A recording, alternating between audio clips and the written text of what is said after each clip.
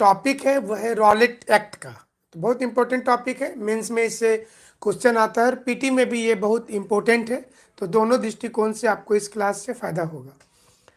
तो प्रीवियसली जो हम लोग क्लास कर रहे थे इसमें गांधी जी की विचारधारा और गांधी जी से संबंधित कई चीज़ों पर हमने बात किया था।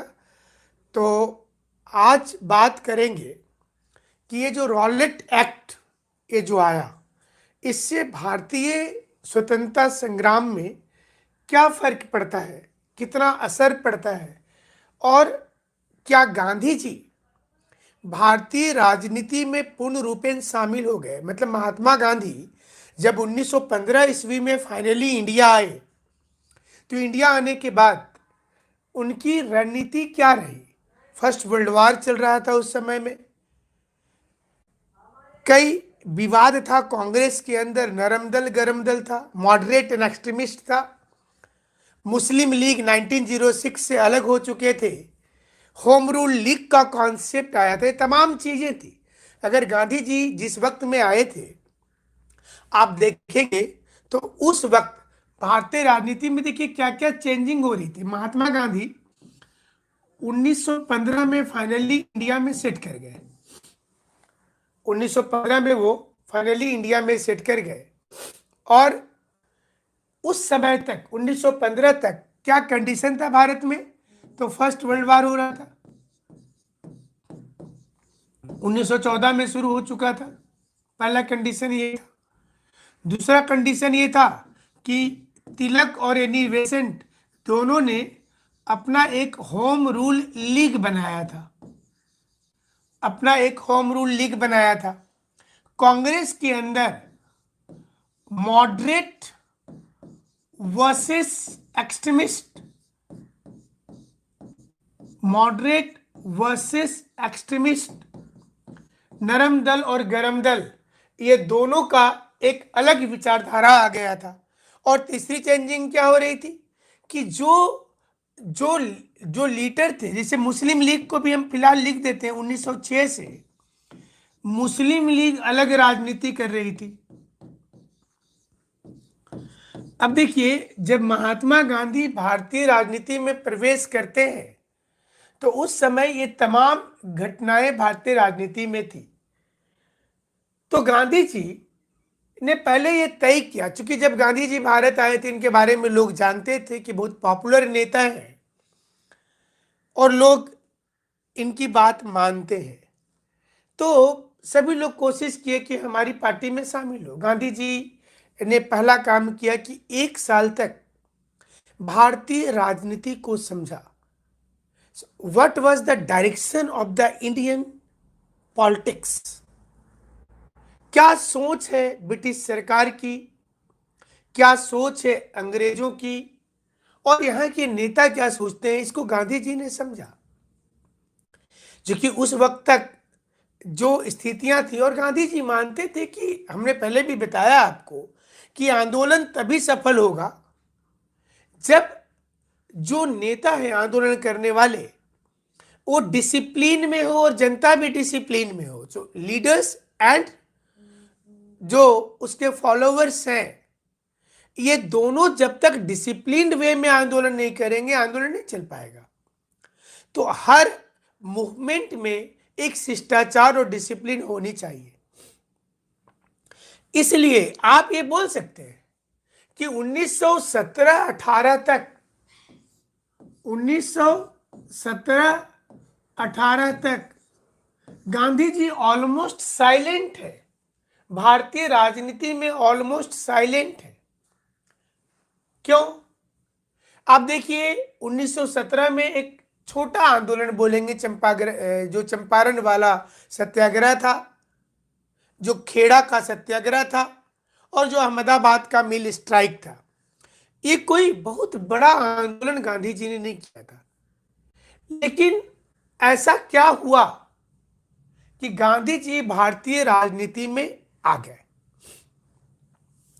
तो गांधी जी 1918 तक ऑलमोस्ट साइलेंट, हम बोल रहे हैं पूरा साइलेंट नहीं थे, ऑलमोस्ट साइलेंट थे।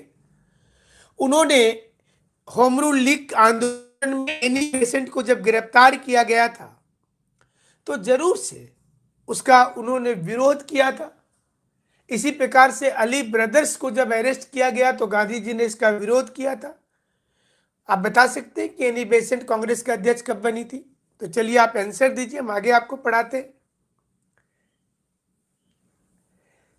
अब भारतीय राजनीति में फर्स्ट वर्ल्ड वार का भी इफेक्ट पड़ा है। गांधी जी तो सपोर्ट कर रहे थे ब्रिटिश सरकार को।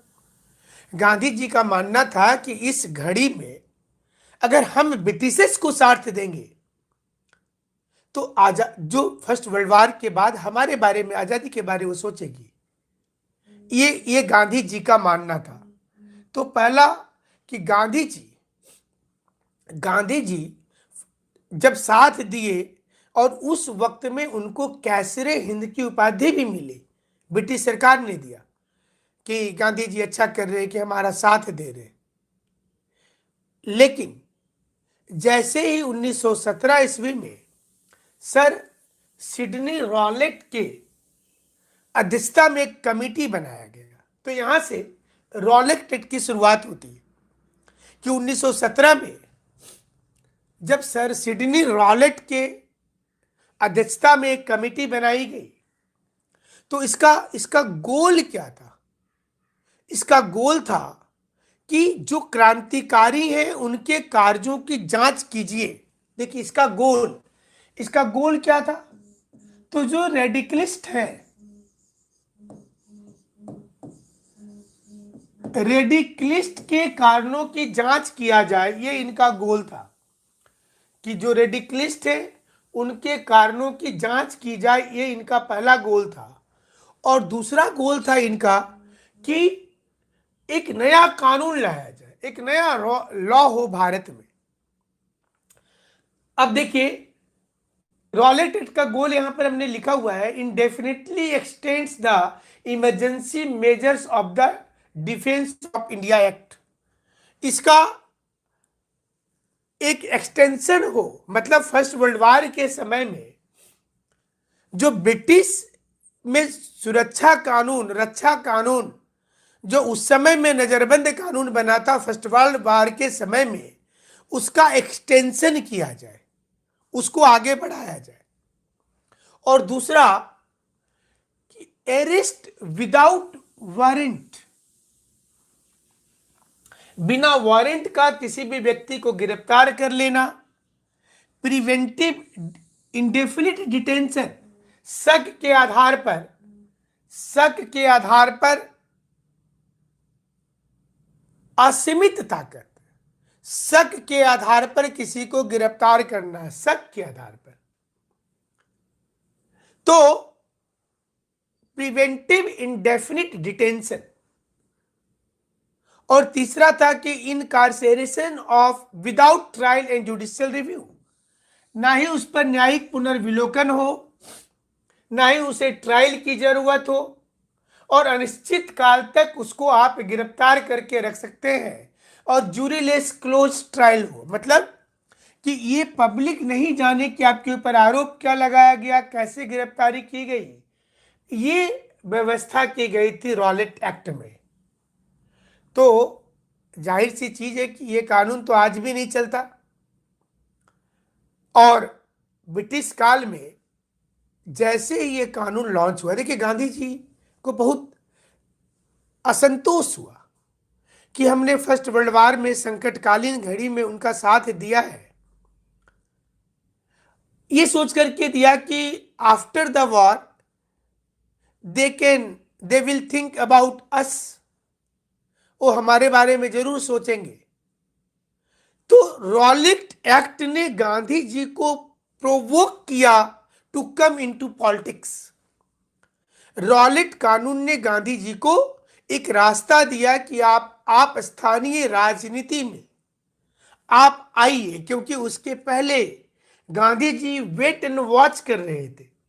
गांधी जब 1915 में भारत आए तो एक साल तक उन्होंने ये जज किया कि what was the condition of Indian politics, क्या सिचुएशन है यहां पर।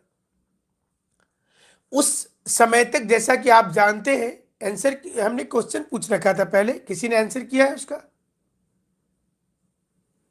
कि हमने क्वेश्चन बोला था ना कि कौन बफरिंग हो रहा है, अभी हो रहा है क्या, बफरिंग हो रहा है क्लास? एक मैसेज आया हुआ है बट यहां एकदम क्लियर दिख रहा है। कोई बफरिंग है तो बताएंगे आप लोग। क्लास कोई बफरिंग हो रहा है क्या, कुछ मैसेज देख रहे हैं?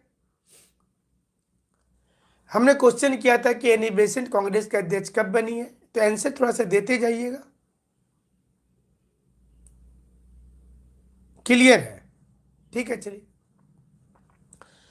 तो जब जब सिडनी रॉलेट की अध्यक्षता में हुआ तो गांधी जी निराश हुए। उनको लगा कि उनके साथ विश्वासघात हुआ है, ये लोग बोले कुछ और थे, कर कुछ और रहे हैं।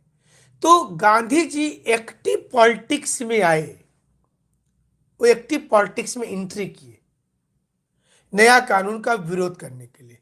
6 फरवरी 1919 को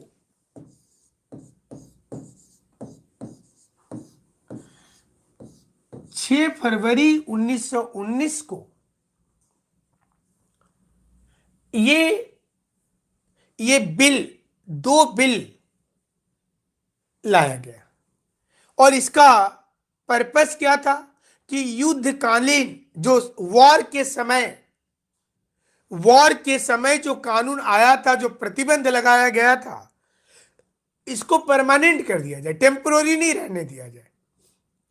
जैसे कभी कभी पुलिस कर्फ्यू लगाती है किसी खास स्थिति से निपटने के लिए, 144 धारा का प्रयोग करती है, और अगर तत्कालीन स्थिति पर कर्फ्यू लगाया जाए और इसको परमानेंट कर दिया जाए, उसके लिए फिर कानून लाया जाए, तो इससे क्या होगा, लोग नाराज होंगे। तो ये ब्रिटिश सरकार ने 6 फरवरी 1919 को एक कानून लाया था जिसमें अपराधियों के खिलाफ विशेष न्यायालय में मुकदमा चलाना, जिसमें 3 हाईकोर्ट के जज की एक जूरी बनेगा और निर्णय के खिलाफ कोई अपील नहीं करेंगे। जो यहां पर हमने पॉइंट लिखा ये वाला, 3 हाईकोर्ट के जज इसकी सुनवाई करेंगे, लेकिन जो निर्णय वो देंगे, whatever judgment made by judiciary, you don't have right to appeal, आप उस पर अपील नहीं कर सकते। तो इससे तो नाराजगी बढ़नी स्वाभाविक थी। और अरेस्टिंग विदाउट एनी वारंट, बिना मुकदमा का जेल भेज देना, ये इसलिए बनाया गया था कि युद्ध के बाद भारत में किसी प्रकार का ना तो कोई संगठन बने, और क्यों ऐसा हुआ, ऐसा इसलिए हुआ कि हम थोड़ा इसको अलग हट करके बता देते हैं। ऐसा इसलिए हुआ कि जब भारत में आप देखेंगे तो जब कांग्रेस 1907 में इसमें स्प्लिट हो गया, जब 2 भाग में ये टूट गया, और आंसर बहुत से लोगों ने 1917 भेज दिया, ठीक है। तो 1907 में जब 2 भाग में टूट गया, तो ये जो लीडरशिप जो एक्सट्रीमिस्ट के हाथ में आया,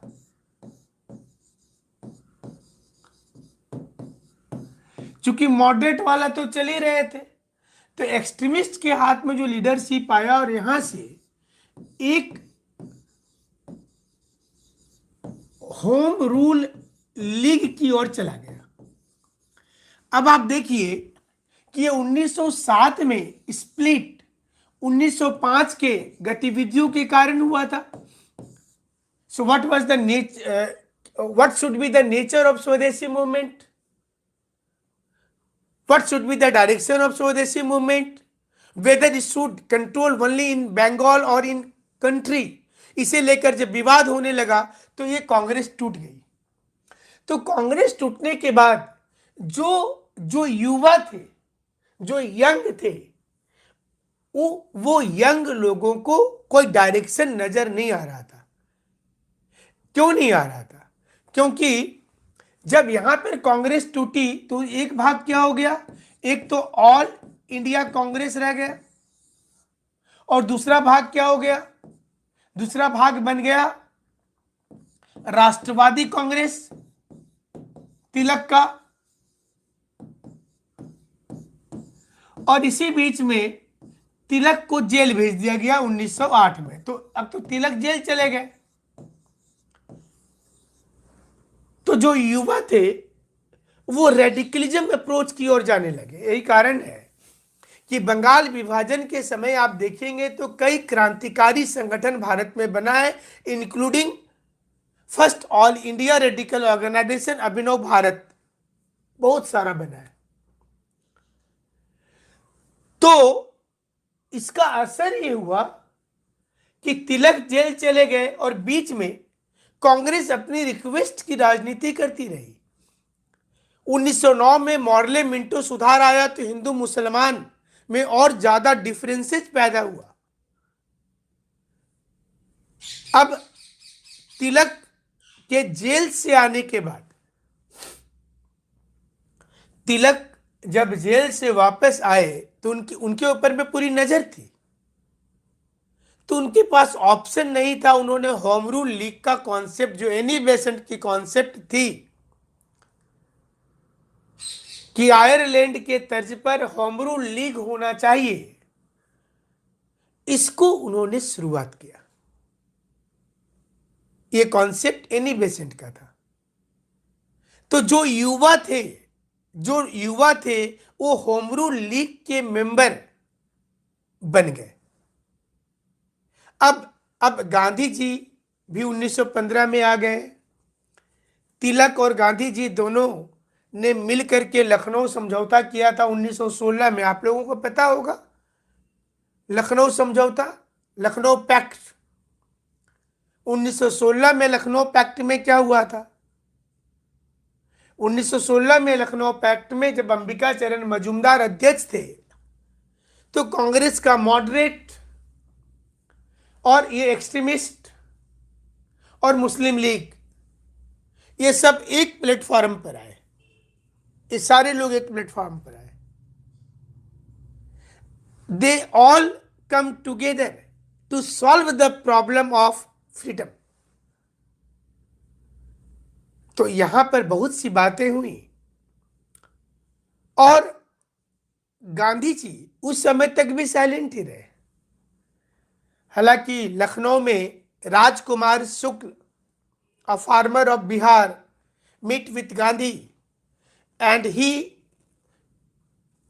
just give suggestion to come Champaran, कि वहां पर नील की खेती, जो आप जानते हैं, जिसमें पूरी जमीन का 1/3 पर नील की खेती करनी पड़ेगी। तो गांधी जी इन सभी चीजों से अवगत हो गए थे। वो जान रहे थे कि ऐसा कुछ हो रहा है। और जैसे ही रॉलेट एक्ट, चूंकि हम लोग चल रहे तो ज्यादा फोकस उस पर करेंगे, रॉलेट एक्ट पर, कि जब रॉलेट एक्ट लाया गया तो गांधी जी नाराज हुए, क्योंकि ये कानून मॉन्टेग चेम्सफोर्ड का जो लोग विरोध कर रहे थे। अब एक नया वर्ड यहां पर आता है, मॉन्टेग चेम्सफोर्ड रिफॉर्म।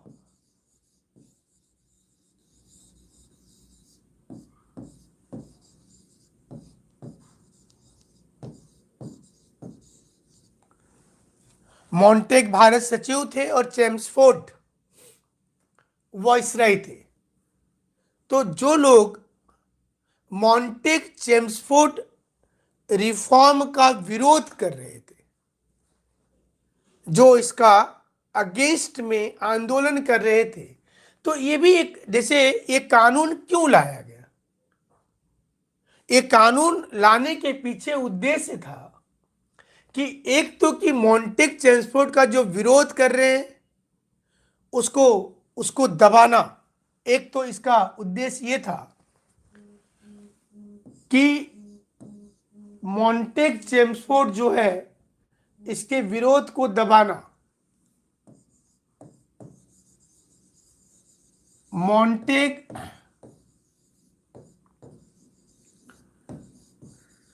चेम्सफोर्ड के सुधार को दबाना पहला ये था। इसका जो लोग विरोध कर रहे थे, मतलब इस कानून का विरोध करने वाले लोगों को सप्रेस करना, उसको सप्रेस करना। और दूसरा था, सेकेंड था कि होम रूल लीग जो उस समय की स्ट्रांग ऑर्गेनाइजेशन हो गई थी, इसको भी दबाना, इसको भी सप्रेस करना। जो होम रूल लीग बहुत स्ट्रांग ऑर्गेनाइजेशन था, उसको भी सप्रेस करना, यह भी इसके उद्देश्य में शामिल था। इसके साथ साथ रेडिकलिज्म रोकना। जो रेडिकलिज्म उस समय में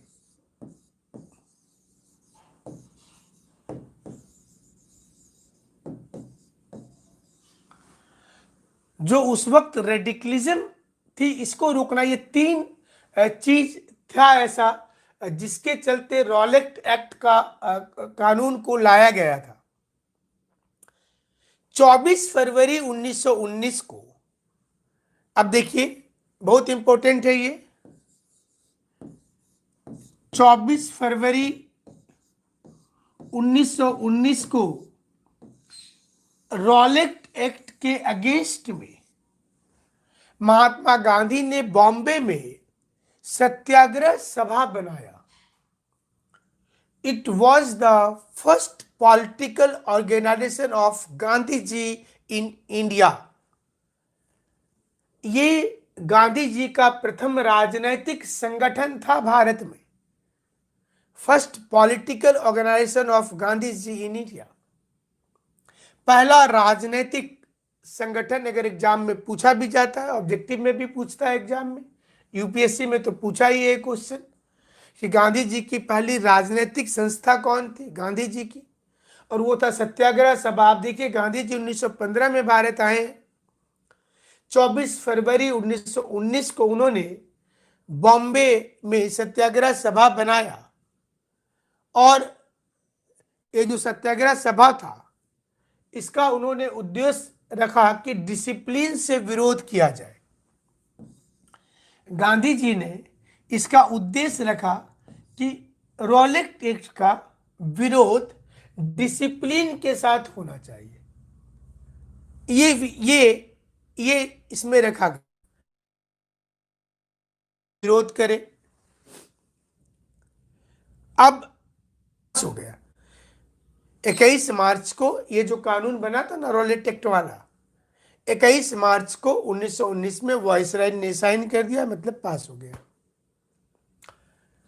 अब सत्याग्रह सभा बन गया एक और में, और यहां पर जैसे ही सत्याग्रह सभा बना तो कुछ कुछ उदारवादी नेता इसका विरोध कर रहे थे। वो गांधी जी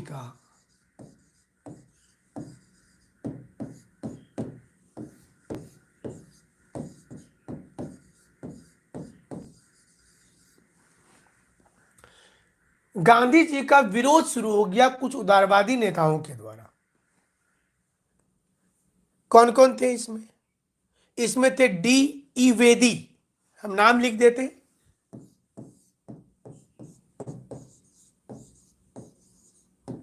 इसमें थे सुरेंद्र नाथ बनर्जी, ये बहुत इंपॉर्टेंट नाम है। सुरेंद्र नाथ बनर्जी हालांकि 1918 ईस्वी में एक उदारवादी कांग्रेस का गठन किया था 1918 में, लिबरल कांग्रेस का।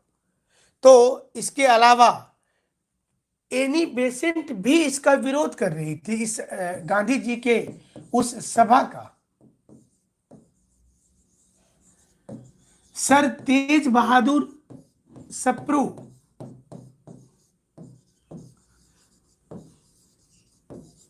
ये भी विरोध कर रहे थे। ये लोग विरोध इसलिए कर रहे थे कि श्रीनिवास शास्त्री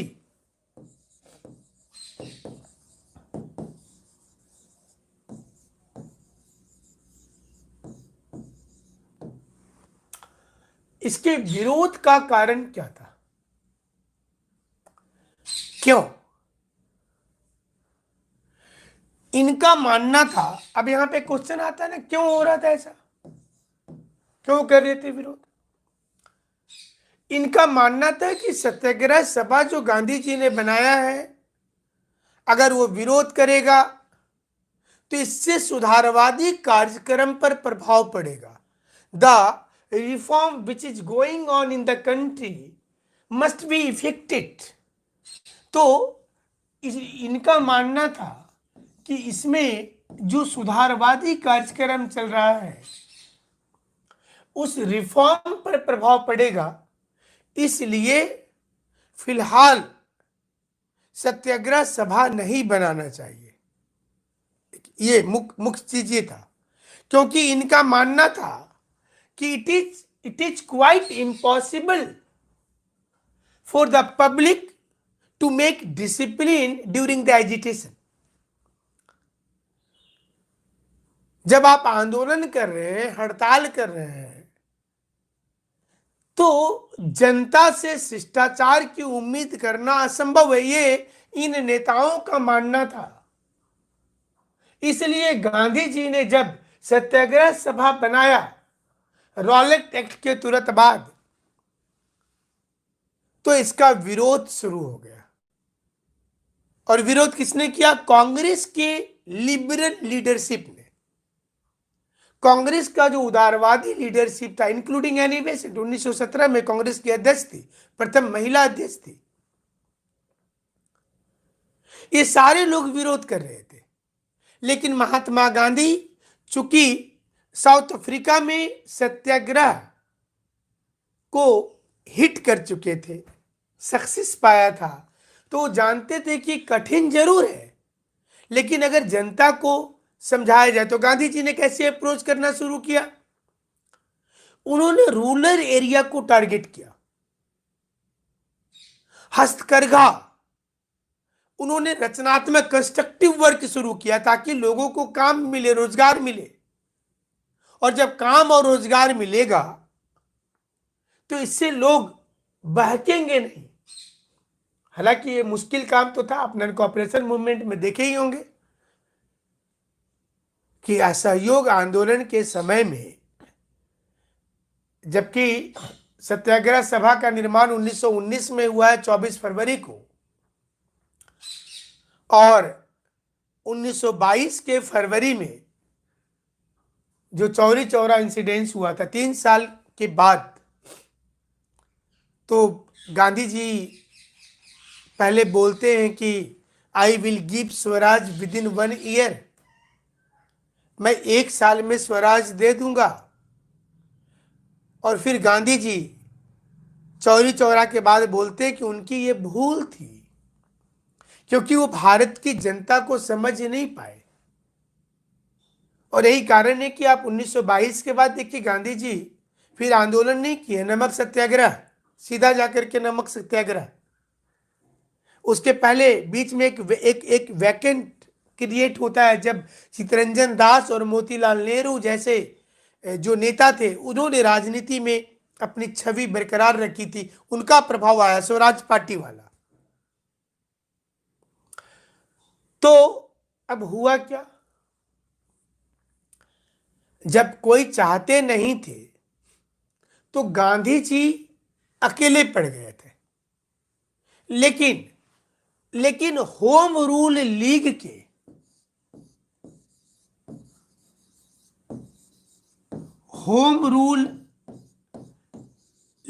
के जितने यंग लोग थे, they all supported to Gandhi. देखिए गांधी जी का आंदोलन इसी कारण से पिक पर आया है। होम रूल लीग दोनों के, तिलक वाला एक गुट और एनी बेसेंट वाला एक गुट,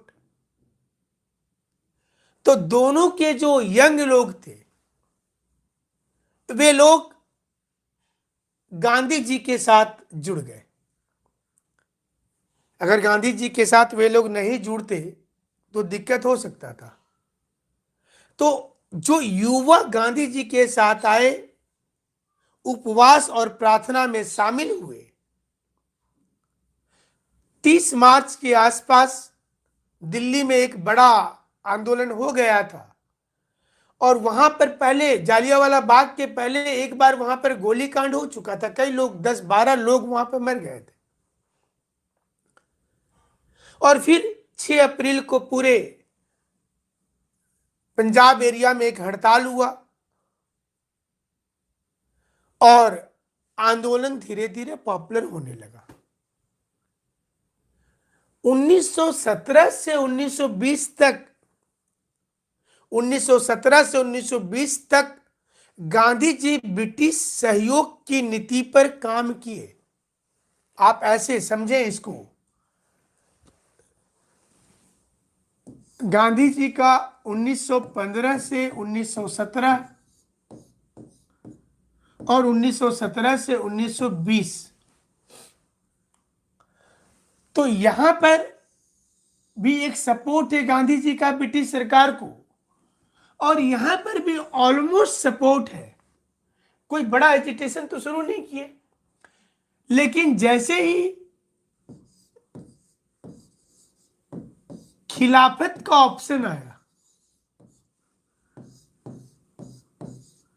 नन कॉपरेशन का ऑप्शन आया, असहयोग का, तो गांधी जी 1920 से खुद के अंदर एक परिवर्तन लाए हैं। तो रॉलिट एक्ट ने गांधी जी को कंपेल किया to come in the politics. तो महात्मा गांधी राजनीति की ओर में आ गए। गांधी जी कांग्रेस का अध्यक्ष कब बने, कोई बता सकते हैं तो बताइए।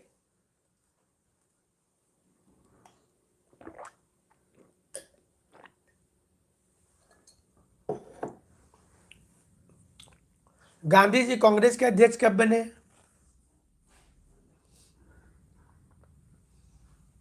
1929 तो गलत है, लेकिन इनका सही है वशिष्ठ का 1924। ठीक है, बेलगांव में 1924 में गांधी जी एक ही बार अध्यक्ष बने हैं। लेकिन रॉलिट एक्ट की सफलता और असफलता पर बात कर लेते हैं। इसके कितना सक्सेस हुआ और कितना अनसक्सेस हुआ। सफलता किस मायने में? पहला कि भारतीय राजनीति का लिटमस टेस्ट है ये, जिसमें गांधी जी की एंट्री होती है और युवाओं को, जो युवा निराश थे आफ्टर द स्वदेशी मूवमेंट, स्वदेशी आंदोलन के बाद जो युवा निराश थे, उनको एक एनर्जी मिला। सफलता किस मायने में हुआ कि उनको एक एनर्जी मिला। कैसे? तो वो या तो इंडिविजुअल रेडिकलिज्म, मतलब व्यक्तिगत आतंकवाद आप बोल सकते हैं। हम अकेले अब जुनून में आकर के किसी को गोली मार दें, तो वो तो संगठन तो बन नहीं पा रहा था, और ब्रिटिश सरकार बार बार फांसी दे रही थी, उसकी हत्या कर दे रही थी। तो उन युवाओं को एक संजीवनी मिला जो भारतीय राजनीति में एक रास्ता खोज रहे थे, तलाश रहे थे। तो गांधी जी के साथ वो जुड़ गए उस वक्त। और दूसरा संजीवनी क्या आया कि जो भारतीय राजनीति टुकड़ों में बटी हुई थी, जिसमें moderate extremist, Muslim League, liberal Congress, radical Congress, ऐसे कई संस्थाएं थी, वो सबको एक प्लेटफॉर्म मिल गया आने का। और तीसरा कि ग्रामीण क्षेत्र तक, रूरल एरिया तक क्रांति की आवाज पहुंच गई। ब्रिटिश सरकार के ऊपर प्रेशर पड़ना शुरू हो गया कि वह सुधारवादी कार्यक्रम को जारी रखे, उसको तोड़े नहीं, उसको रोके नहीं। और इसने खिलाफत और असहयोग का रास्ता को क्लियर कर दिया। रॉलिट एक्ट आने के बाद में खिलाफत मूवमेंट और नॉन कॉपरेशन मूवमेंट का रास्ता स्पष्ट रूप से क्लियर हो गया कि इसमें आंदोलन होगा। फिर भी इसके कई डिमेरिट है। रॉलिट एक्ट का कई डिमेरिट है। पहला ये विदाउट प्लान हुआ, क्योंकि अचानक से रिवोल्ट, तभी तो जगह जगह पर हिंसात्मक चीजें होने लगी, तो नॉट प्लान्ड। और सिर्फ एक्ट के लिए सिर्फ लोग उस समय में साहित्य प्रकाशन करते रह गए, लोग सिर्फ लिखते रहे। इसमें गांधी जी की एक पुस्तक थी हिंद स्वराज, तो ये भी मतलब जिस प्रकार के संगठन बनने चाहिए थे वो नहीं बने, और रूरल एरिया में एकदम माइनर जा पाया है, अर्बन एरिया में ज्यादा फोकस हो गया। और अहमदाबाद में, पंजाब में कई जगह पर हिंसा शुरू हो गई रॉयल्ट कानून के समय में। तो गांधी जी जो सत्याग्रह चला रहे थे, वो सत्याग्रह को उन्होंने वापस ले लिया। गांधी जी ने सत्याग्रह को वापस ले लिया, तो ये उतना, जो जिस सफलता के लिए ये माना जा रहा था, उतना सफल ये हो नहीं पाया। अगर आप देखें यहां पर रॉलेट एक्ट को, तो द रॉलेट एक्ट जो है, इन 1919 the Rowlatt act was passed by the British government. This act gave the government enormous power of repressing political activities and allowed detention of political prisoners of 2 years without any trial. ये चीज,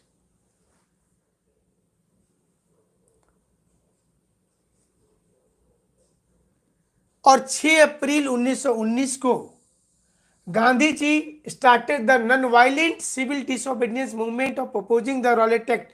इससे आपको 1929-30 वाले पे confusion नहीं होना है। मतलब ये भी एक प्रकार का सत्याग्रह और सविनय अवज्ञा ही था, जिसमें रॉलेट एक्ट का नेशन वाइड हड़ताल का अनाउंसमेंट कर दिया था गांधी जी ने 6 अप्रैल को। और अलग अलग एरिया में लोग स्ट्राइक पर चले गए, चाहे रेलवे के वर्कर्स हों, दुकानदार हों, अलग अलग जगह पर वो आंदोलन करने लगे। और 10 अप्रैल 1919 को अमृतसर में बहुत बड़ा ये आंदोलन हुआ। गवर्नमेंट ने इसे दबाने की पूरी कोशिश की, और जो फिर आप जानते हैं कि जनरल ओ डायर ने किस प्रकार से इस आंदोलन को सप्रेस किया है।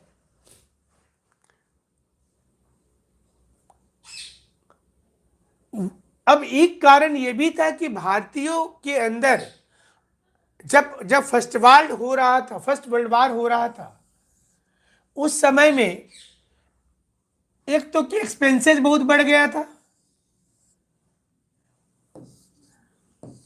Huge expenses. तो जब एक्सपेंसेस बढ़ा था, तो इसकी भरपाई भारत सरकार उस समय की टैक्स लगा करके कर रही थी, क्योंकि डिफेंस में जो एक्सपेंडिचर बढ़ा, तो इसकी भरपाई टैक्स के द्वारा हो रहा था। गेहूं के दाम डबल हो गए थे, गेहूं के दाम डबल हो गए थे। तो जो आम आदमी था, जो कॉमन मैन था, सबसे ज्यादा दिक्कत उसको शुरू हुआ फर्स्ट वर्ल्ड वार के समय में। और इसके चलते जब जब सेंसस हुआ 1921 का, 1921 का, तो युद्ध और अकाल के कारण तकरीबन 12 से 13 मिलियन लोग डेथ कर गए थे। तो निगेटिव हुआ सेंसस। ये पहला मौका था कि 1911 का सेंसस, 1911 का सेंसस और 1921 के सेंसस में डिफरेंस था। 1921 में जनसंख्या बहुत ज्यादा घट गई थी, और इसके साथ साथ जो मॉन्टेक चेम्सफोर्ड सुधार लाया गया था, जिसमें जो मेंबर के लिए सीट अलॉटमेंट किया गया था, उसमें आप देखेंगे तो काउंसिल ऑफ स्टेट के लिए 60 मेंबर्स थे, जिसमें 33 इलेक्टेड और 27 नॉमिनेटेड। इस 27 में 17 ऑफिशियल रखा गया था और 10 नॉन ऑफिशियल थे। इस 33 में 16 सामान्य वर्ग के थे, 16। और यहां पर देखिए कंट्रोवर्सी शुरू हो गया इस जगह पर, जिसमें 11 मुस्लिम, 3 यूरोपियन और 1 सिख, 11 मुस्लिम, 3 यूरोपियन और 1 सिख कम्युनिटी के थे। इसका इसका ये हुआ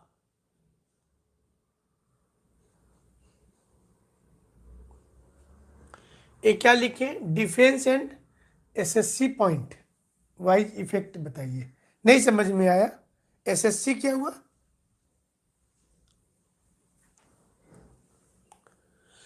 तो इससे नाराजगी थी कि ये इसको, एक तो देखिए 1909 से लोग ऐसे ही नाराज थे, वो मिर्लो, मोंटे मिर्लो वाला जो था उससे नाराज थे। और दूसरा जो चेम्सफोर्ड सुधार लाया गया था, इससे भी लोगों की नाराजगी बढ़ी थी, घटी नहीं थी। चेम्सफोर्ड सुधार में भी जो सीट अलॉटमेंट किया गया था, इसको लेकर के नाराजगी ज्यादा थी और यही कारण हुआ कि इससे भी लोग नाराज हुए। हालांकि कुछ लोग समर्थक थे जैसा हमने बताया, और यही चीज गांधी जी को एक अपॉर्चुनिटी मिला कि वो भारतीय राजनीति में आए और इसको कंट्रोल कर ले।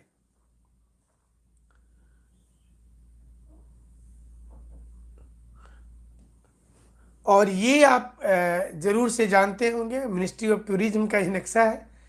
ये जालियांवाला बाग, जालियांवाला बाग जो turning point in the freedom struggle, Jallianwala Bagh एक टर्निंग पॉइंट है फ्रीडम स्ट्रगल में, जहां पर जनरल ओ डायर ने, आप ये लोकेशन को देखें, अभी तो यहाँ पर चीज़ें स्थापित हो गई हैं और जालियांवाला बाग में जो लोग डेथ किए थे उनकी याद में यहाँ पर अलग अलग स्मृतियां बनाई गई हैं।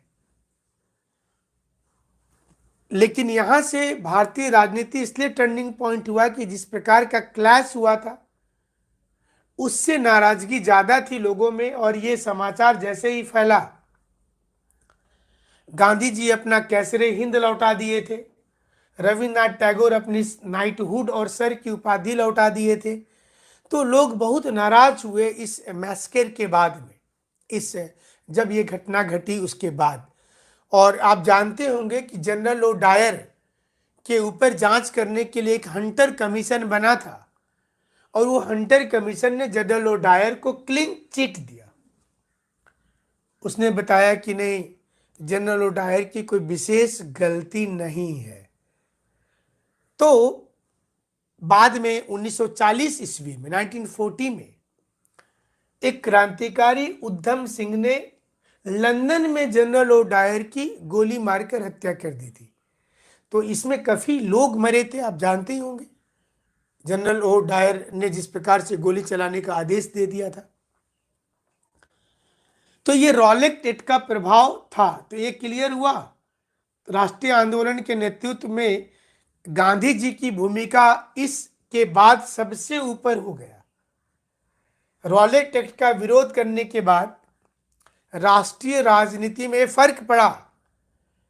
2-3 चीजें इंपॉर्टेंट है इस समय की। एक तो कि 1920 में बाल गंगाधर तिलक की मृत्यु हो जाना, रॉलेट एक्ट के बाद गांधी जी का प्रयास शुरू होना ने गांधी जी को राष्ट्रीय राजनीति में सबसे उपले उचले पायदान पर, टॉप मोस्ट पर ला करके खड़ा कर दिया। गांधी जी के साथ उस समय और कोई नेता नहीं थे जो उनको कंपीट कर सकते थे, इतना इंपॉर्टेंट गांधी जी हो गए थे। और यही कारण था कि 1920 के बाद कांग्रेस में अध्यक्ष कौन बने, इसे लेकर गांधी जी से सलाह लिया जाता था हमेशा। आप सभी को याद होगा कि 1939 ईस्वी में 1939 में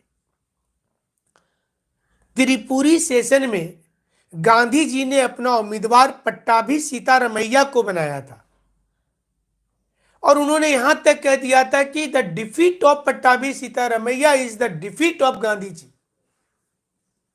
ये गांधी जी का हार है। लेकिन सुभाष चंद्र बोस जो 1938 में हरिपुरा में गुजरात के सेशन में कांग्रेस अध्यक्ष चुने गए थे, वो फिर से एज ए रेडिकल लीडर वो फिर से चुनाव लड़े और कांग्रेस का अध्यक्ष 1939 में सुभाष चंद्र बोस बन गए। ये भारतीय राजनीति में बहुत बड़ा परिवर्तन था कि गांधी जी के कैंडिडेट को कोई इंडिविजुअल ने हरा दिया है। इसकी आलोचना होने लगी, पूरे भारत में आलोचना होने लगी। सुभाष चंद्र बोस ने रिजाइन करके फॉरवर्ड ब्लॉक बना लिया और यह पद उस समय डॉक्टर राजेंद्र प्रसाद को दिया गया। ये भी क्वेश्चन आता है कि after the resignation of Subhash Chandra Bose who become the president of Congress in 1939, not Pattabhi Sitaramayya, it was doctor Rajendra Prasad. और यही कारण था कि 1940-42 तक आते आते गांधी जी ने क्या कहा, डू और डाई, रेडिकल मूड में आ गए गांधी। उनको लगने लगा कि जो छवि उन्होंने बनाया हुआ है कहीं युवा उनसे दूर ना हो जाए, और वो एक आंदोलन की बुनियाद तैयार कर दी। सारी चीजें आगे आएंगी। आज की क्लास क्लियर है तो बताइए, कुछ पूछना है तो वो भी बताइए।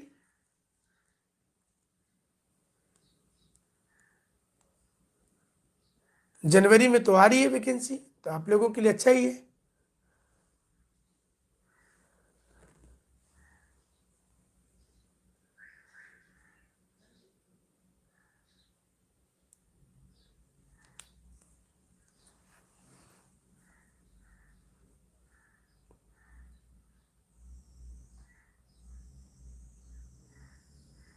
क्लियर है आप लोगों का?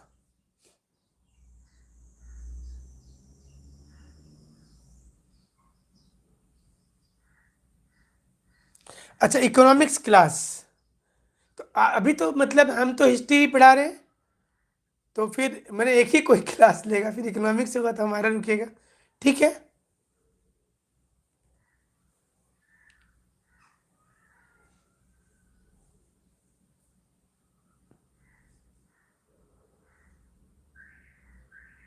ठीक है फिर, ओके, थैंक यू।